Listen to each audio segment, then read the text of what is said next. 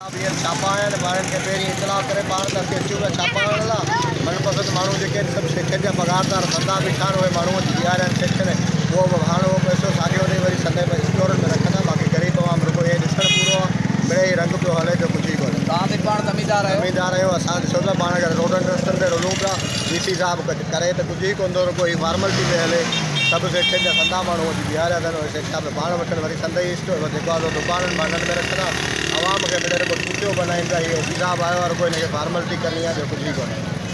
अॻिते जेको तव्हां कीअं था सम्झो था मुंहिंजो कंदा ई ऑफिसर हिननि खे कुझु बि कोन कंदा सभु मिली भॻत आहे AC साहिबु ऐं DC साहिबु जिन में पाण में मीटिंग थियल आहे उन में चयो आहे त 100 ते 10% जेको आहे असीं गवर्नमेंट रेट ते तव्हांखे हलाईंदासीं बाक़ी वञी अवी पंहिंजी मस्ती कयो जीअं वणे जीअं हलायो आवाम आहे ग़रीब पुॼा कहिड़ी कोन्हे अॻो जवाबु मिले पियो पियो ॿियो का बि ॻाल्हि कोन्हे। हिते असां 45-46 रुपया माना मोड़ ते या पेरूमल में जी तव्हां पाण ज़मीदार आहियो? हा पाण ज़मीदार। ऐं DAP तव्हांखे कहिड़ो रेट मिलियो आहे? DAP असांखे 13,000 मिलियो आहे। 13,000 रुपए में DAP मिलियो आहे। ऐं यूरिया ताईं? यूरिया 46 रुपया। 46 रुपया माना ब्लैक ते मिलियो तव्हांखे? ऐं हींअर कीअं था सम्झो तव्हां जेको AC लॻी पई आहे कोशिशि AC साहिब जी पर पाण पूरी उन ते अमल थिए हा अमल थी वियो त ऐं हींअर कुझु माण्हू चवंदा निगरान हुकूमत आहे ऐं आबादकारनि खे फ़ाइदो ॾिनो वेंदो इंशाअल्लाह ॾींदा।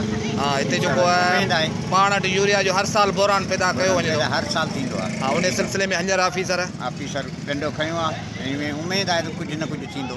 जी ऐं यूरिया वरितोसीं 42 ऐं एमोनियम अॻु में वरितोसीं एमोनियम 7600 जो जी ऐं DAP अॻु में वरितोसीं 11 जी हाणे चवंदा 13 थी वियो आहे ऐं उहो कीअं थी वियो आहे 72 कीअं रेट इहे पिया हलनि वधीक AC आयो हाणे तव्हांजे लाइ कीअं जेको आहे सो सही थींदो प्रोग्राम जा अञा बि माना तव्हांखे उमेद सही थी वञे त ज़मीनदार वीचारा जेके आहे सूरत ज़मीनदार जी सुठी थी वञे सही आहे फसल खे बि थोरो ज़्यादा भाण अची वञे सही आहे को ग़रीब आहे वठी सघे थो को नथो वठी सघे कहिड़े हिसाब सां वरी इन जो हिसाब किताब बि भरियूं था कहिड़े हिसाब सां कीअं को ग़रीब आहे को बहरहाल